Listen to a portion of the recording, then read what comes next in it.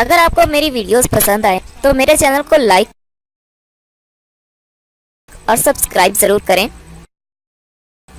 और साथ ही साथ बेल आइकॉन पर भी क्लिक करें ताकि आपको रोजाना न्यू अपडेट्स और न्यू वीडियोस मिलती रहें बिल्कुल फ्री।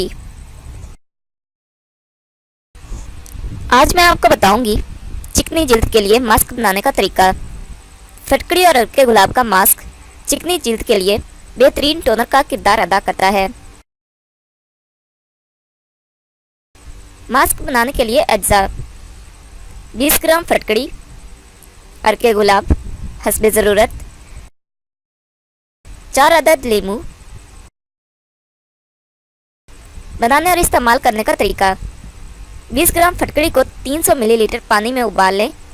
पानी ठंडा होने पर इसमें इतनी ही मिकदार में अर्क गुलाब शामिल करें और 3 से 4 नींबू निचोड़ लें। इस अर्क को शीशे की बोतल में डालकर फ्रिज में रख दें। दिन में 2 बार रुई की मदद से चेहरे और हाथों को साफ करें और 30 से 40 मिनट बाद साफ पानी से धो लें।